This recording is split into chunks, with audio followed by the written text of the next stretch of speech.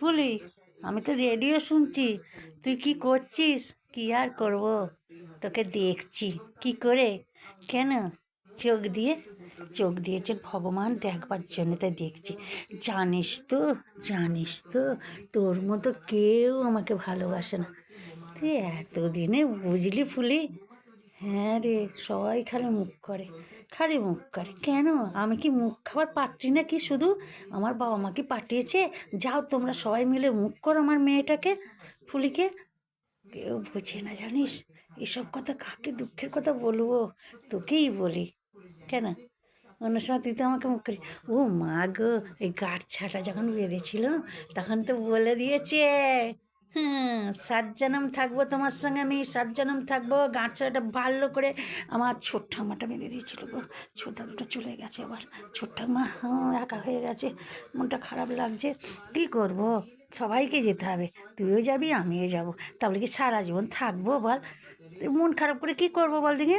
ফুলে ওসব মন খারাপ করে না, যখন গেল তখন একটুখানি মনটা করলো, তারপর ঠিক হয়ে গেল। ওই ফুলি, কি বল না, কি বলবি বল? না রে ফুলি, তোকে একা রেখে আমি যাবো না, আমরা দুজনে একসঙ্গে যাবো। এই যে হ্যাঁ, শোন, এই দেখ, আমরা না দুজনে ঘুমিয়ে গল্প করতে আর ঘুমিয়ে পড়বো। ব্যাস টাং করে ওপরে নিয়ে চলে যাবে। তখন সবাই এসে বলবে, এদের দুজনের স্বামী স্ত্রী কী মিল ছিল গো, কী মিল ছিল। তখন সবাই বলবে জানি। এখন কেউ বলবে না। আগে দুজনে মরি, তবে তো বলবে দুজনের কী মিল ছিল। হ্যাঁ, তুই মিল করার জন্য মরে যাবি একসঙ্গে?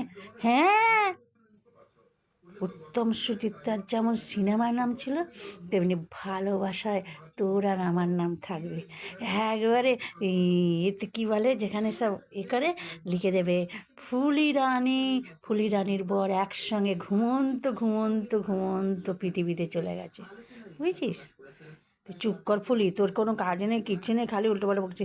কী বকবো আর কি বকবো? সবই তো একই অবস্থা। কেউ কি আমার কথা শুনছে? তুই একমাত্র শুনে। কেউ শোনে বল? এই যে আমি মমতাদির কাছে এটা ভিডিওটা করে পাঠালাম মুখ্যমন্ত্রীর কাছে, সেই ভিডিওটাকে পৌঁছে দিল কেউ? ইউটিউব থেকে দেয়নি, তাই মমতাদি ঘোষণা করতে পারেনি। আরে বাবা, স্কুল মাস্টারদের তো টাকা বাড়িয়েছিস, পেনশনভোগীদের জন্য কর না। স্কুল মাস্টাররা কি বলবে না ওদের দিও না? সেও মাস্টার, এও মাস্টার, এ রিটার্ন লাইন, ও লাইন, ও চলন লাইন। কী বলছিস বলে? হ্যাঁ রে, ওরা বলতে পারে না আমাদের দিতে হবে না, রিটায়ার লাইফদের পেনশনভোগীদের আপনি মুখ্যমন্ত্রী, আপনি ওদের দিন 20%। সেটা বললে ওরা কি না বলবে? ওদের তো পয়সা প্রচুর। এই তো 28, 29, 30, 31 সব মাইনে পেয়ে গেল। কেউ কি ভাবলো আমাদের কথা? ওরা নিজেদের কথা ভাবছে, নিজেদের জন্যে করছে। বলছে কি যে দিদি আপনি 20% পেনশনভোগীদের দিন, আমাদের দিতে হবে না। বলুক দেখি, কত মুখের জোর আছে, আমার সামনে বলে ফাটিয়ে দিক দেখি বলে, তাহলে বুঝবো। ওইরকম নিজেদের জন্যে খালি নেওয়ার জন্যে খালি বলছে এত আসছে না, ওসব না। নিজেদের কথা ভাবনা। নিজেদের তো প্রচুর মাইনে বাড়িয়ে দিয়েছে দিদি কী না করেছে, ছুটি দিচ্ছে, মাইনে বাড়াচ্ছে, সবে সুযোগ দিচ্ছে। আর পেনশনভোগীরা যে আগে থেকে কাজ করে ছুটি পায়নি, পয়সা পায়নি, বাড়েনি, সেই কথা কি ওরা ভেবেছে? একবারও বলেছে কি যে আমাদের দিতে হবে না, পেনশনভোগীদের জন্য আপনি দিন, মাস্টারদের তো মাইনে বাড়িয়েছেন? বলেনি, কেউ কথা রাখেনি রে, কেউ কথা রাখেনি। দিদিকে আমি কি বলবো? দিদি তো আমাদের দিতে চাইছে পেনশনভোগীদের। ওরাই তো বারণ করছে, নোবো না করছে। নোবো না নিতে হবে না, আমাদের জন্য পাঠিয়ে দে, পেনশনভোগী বইয়েদের জন্য পাঠিয়ে দে। পেনশনভোগী ডাক্তার খরচ কত? আগে 10,000 লাগতো, এখন তো কমে 5,000, একজনে 5,000। আমারটা বাদ যাবে, আমাকেও দিতে হবে। তোর তো স্ত্রী আমি, আমারটা কেন বাদ যাবে? তাই বলছি 5,000 দিও দিদি। আমার ভিডিওটা যেন দিদির কাছে চলে যায়, দিদি রাত্রিরে সব শোনে।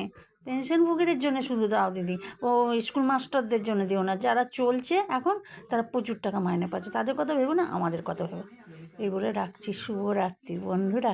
তোমরা যদি আমার একমত হও, তাহলে আমাকে লাইক, শেয়ার আর সাবস্ক্রাইব করে দিন। তাহলে বুঝো তোমরা আমার দলে আছো, আমার দলে, দিদির দলে। শুভরাত্রি।